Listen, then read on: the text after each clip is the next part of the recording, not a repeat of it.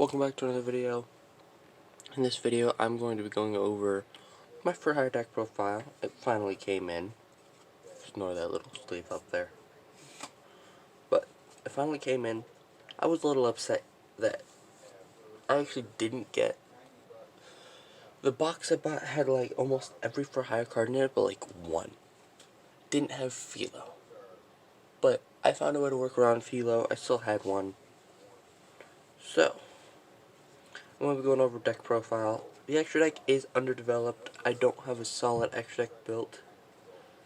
I have a very expensive extra deck for this deck. So let's get into it. So, to start us off, monsters. We're going to start off with the smaller monsters like Beat, and work our way up to the bigger monsters like Dynat and Raph. Triple Beat.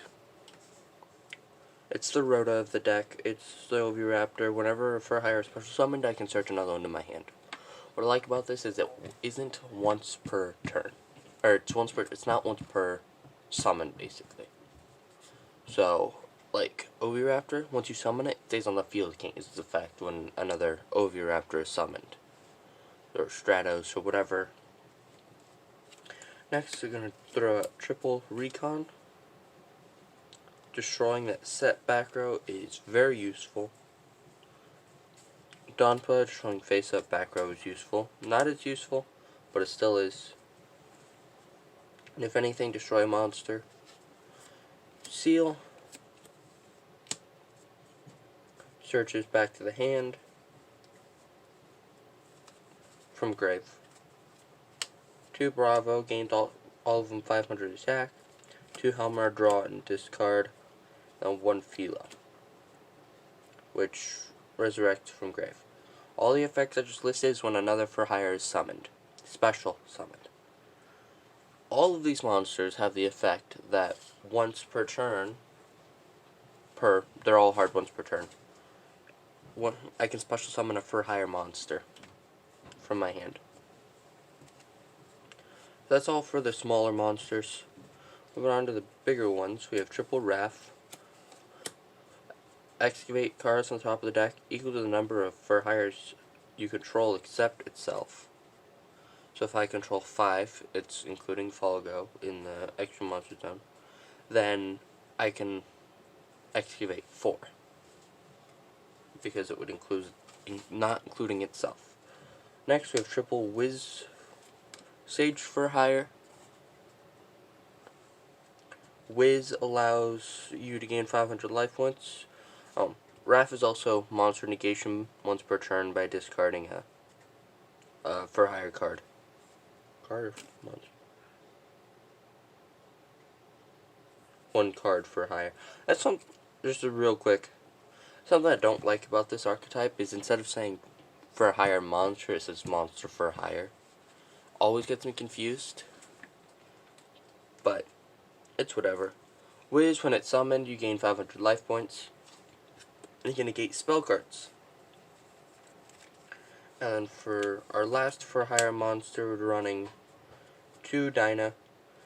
You could run anything in replacement for Dyna. I like running Dyna to adjust the attack. You have to attack into Dyna. For hand traps, I don't have very many hand traps. I'm only running the 1 Ash Blossom, which I finally got my hands on after a wicked hard trade. I'm only running the 1 Ash Blossom. Could run Ghost Ogre, could run anything.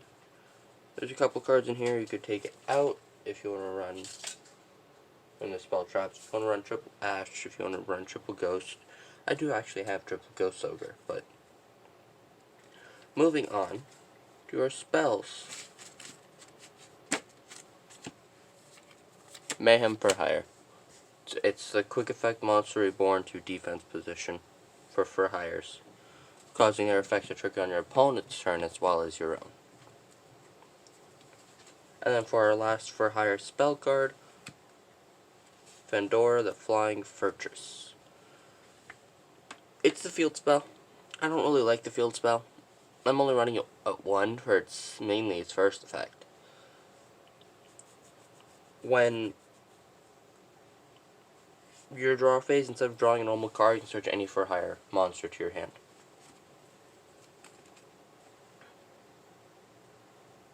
If I control 5 or more monsters for hire with different names, I can send this card from the field zone to the graveyard to destroy all cards my opponent controls, but they don't take any damage that turn.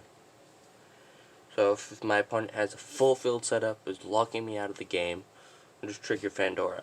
It can't be negated by monster or effects that like negate a monster effect or blah blah blah blah blah.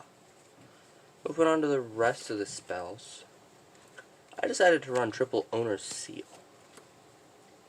Owner's Seal I found to be very useful in this deck because I can get my board set up on the first turn, and then come my opponent's turn, I can bounce all the monsters back to the hand and do it right again. In this deck, unless you're doing it already played off your combo, Owner's Seal has no downsides. It's got very little downsides. There's Summon Beat, do all that, say get 4 out plus Falgo, end turn, opponent's turn, my turn again. Owner's Seal, Falgo back to the extra deck, everything else returns to the hand. And I can just play it right out, the exact same combo again, unless the card's in the grave. But 1 reinforcement of the army to search Beat. I wish this was at 3. It's not at 3, sadly, but gotta live with what you got. And 1 Monster Reborn, just to resurrect from grave trigger effects. Moving on to the traps. Running 2 Training for Hire for all your training needs. You could take this out, throw in 2 more Ash, that's what I would probably do if I had. Or I would take that out and throw in 2 more, there can only be 1. But there can only be 1. You've got 2 back to the front, it's the same thing as Mayhem. In this case, it's the exact same thing as Mayhem, except if you really want to, you can summon Ash back. But, oh, I didn't even realize. Special summon Ash back, Owner's Seal, Ash to the hand. That's nice. And then the 1, there can only be 1. There can only be 1 is really effective because you don't have a lot of shared types in here.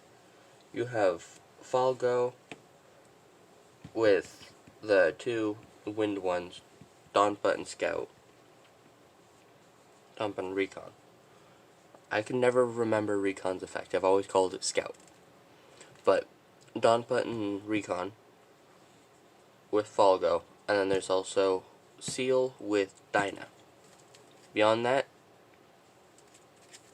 not really matter. Moving on to the extra deck. I've got triple Falgo. Justice for Hire. Takes 3 monsters for hire with different types. So, warrior, spellcaster, dragon. When it's summoned, I'm allowed to search my deck and special summon a for hire with a different type than the monsters used. So if I used a dragon, spellcaster, and a beast, I can summon any other type with those 3. And then whenever a card in my opponent's field is destroyed, I can draw a card, but if I control 3 or more monsters for hire with different names, I can draw 2 more. So I can draw 3 total. This one I didn't know what to do with it. Firefighting Dharma roll.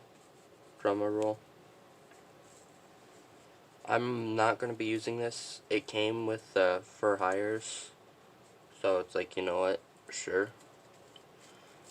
And then coming up, this is where stuff starts getting confusing because I've got 6 proxies. Starting off with triple Saryuja Skull Dread. Saryuja Skull Dread is definitely one of the most important. My camera is shifting, sorry. Definitely one of the most important into going into this combo. And next we have 1 Boral Sword, 1 Aplusa, and 1 Access Code. those 3 cards really, really help this deck out. And then for the last one, I didn't know what to put in here. I could literally run anything, link-wise. Xyz isn't too good with this deck because there's a lot of different levels too. So I decided to go with the most common level, which is, or I see most often, is rank 4, number 27 Dreadnought. And with that, I am also running number 81 Super Dreadnought Rail Cannon Super Dora and Super Dreadnought Rail Cannon Gustav Max. Depending on the situation, depending on what happens. So if this gets destroyed, I can bring out either of those, which is pretty good.